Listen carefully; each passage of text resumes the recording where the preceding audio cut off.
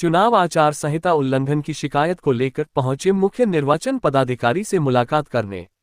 राजद सांसद मनोज झा, मुख्य प्रवक्ता शक्ति यादव और एमएलसी कारी सोहेब भी पहुंचे चुनाव आयोग।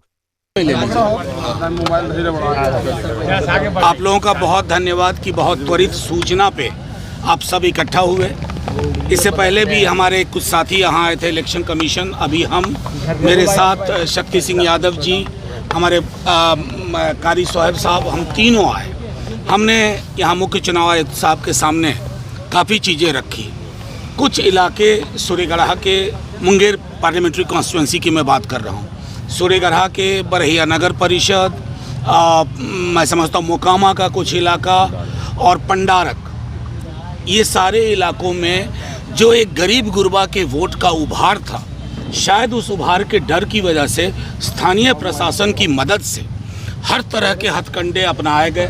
हमारे वोटर को लाइन से भगाया गया, रिगिंग की कोशिशें चल रही हैं, कई जगह रिगिंग कर भी रहे हैं। हम इन चीज़ों के मद्देनज़र, क्योंकि जब कहते हैं निष्पक्ष और स्वतंत्र चुनाव, तो ये कागज़ पे मुर्दा शब्द नहीं है, ये जिंदा शब्द है।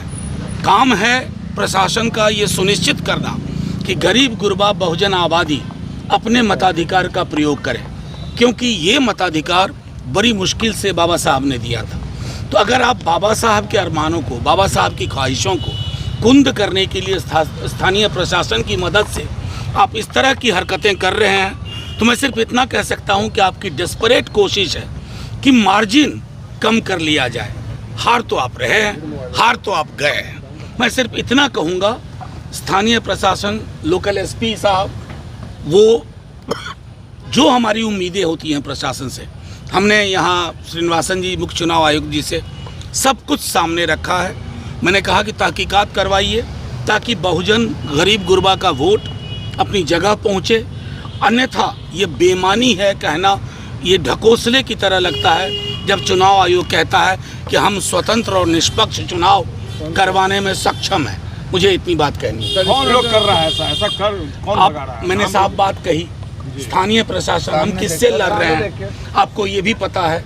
मैं सिर्फ इतना चाहता हूँ, चुनाव का वक्त है, मैं सिर्फ इतना कहता हूँ, बहुजन गरीब दलित आबादी को अगर आप उसके मताधिकार से वंचित करते हैं सिर्फ इसलिए उनका प्रतिशत आप पर भारी पड़ेगा, तो ये आप अन्याय कर रहे हैं। मैं सिर्फ इतना कहना चाहता हूँ। इससे पहले भी वोटिंग परसेंटेज को लेकर कांग्रेस ने लेटर लिखा था चुनाव आयोग को, लेकिन चुनाव आयोग ने रिजेक्ट कर दिया। देखिए, चुनाव आयोग के बारे में मैं टिप्पणी नहीं करना चाहता, लेकिन सिर्फ इतना कहूँगा कि आर्टिकल 324 को चुनाव आयोग पढ़ ले, क्योंकि दुनिया देख रही है। और जब इस दौर का मूल्यांकन होगा तो चुनाव आयोग का मूल्यांकन एक सजग संस्था के रूप में नहीं होगा, एक प्लान्ड संस्था के रूप में होगा। अखबारों में जो इश्तिहार दी गई थी उसको लेकर भी कोई जिक्र हुआ है? देखिए, प्रधानमंत्री जी को सब माफ है।